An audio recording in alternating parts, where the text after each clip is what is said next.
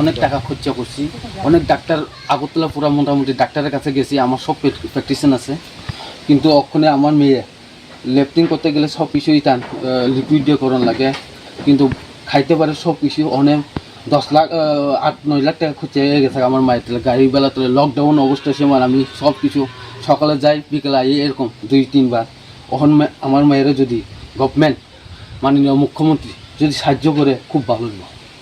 মানে হ্যাঁ চলাফেরা করতে পারে না, চলাফেরা করতে পারে না বিকলম্ব, কিন্তু তার একটাই ইতান সব কিছু কাগজপত্র বাদ ইতান আছে, ইতানো তার ইতানো আয় না, ইতানো আধার কার্ড ইতান করতে আসে না, মানে রক্ত আয় না দেখে ফিঙ্গার কিনে সাফার হবে না। অনেক সিসি সেন্টার গেছি, বিশ্রাম গেছি, চলিলাম গেছি, সব ইতানো আগরতলা গেছি, তার ওখানে ইতানো না, মানে আধার কার্ডটা হইতে আসে না।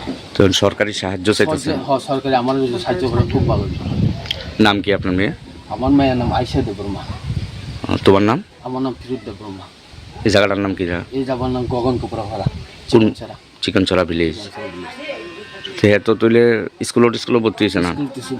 কথা কইতে পারেন এমনি? এমনি কথা কইতে পারে না, সব বুঝে, কথাও কইতে পারে না, সব বুঝে। তো হ্যান্ডিক্যাপ সার্টিফিকেট আছে নি? হ্যান্ডিক্যাপ সার্টিফিকেট অনেক আধার কার্ডও ফাইতে আছে না, এই লেগে তার তুলে কিচ্ছু মানে আর টাকা পয়সা নাই আপনারা চিকিৎসা করেন না? টাকা পয়সা নাই, লকডাউন অবস্থা আমি সব কিছু দৌড়াদৌড়ি করছি, এই যে মহামারীর কারণে সমস্যা, সকালে একবার লয়ে যায় কান্দে, এই জায়গায় সকল ডাক্তার সব চিনা পরিচয় তার, সঞ্জিত দেববর্মা হইতে, চন্দন দেববর্মা হইতে, সিদ্ধাংশু হইতে, সব অনেক ডক্টর, শিশু ডাক্তার আগরতলা সব তার গেলে আদর করে খুব। আপনার নাম কি? সারাক্ষণ কুলে রাখতে হয় না?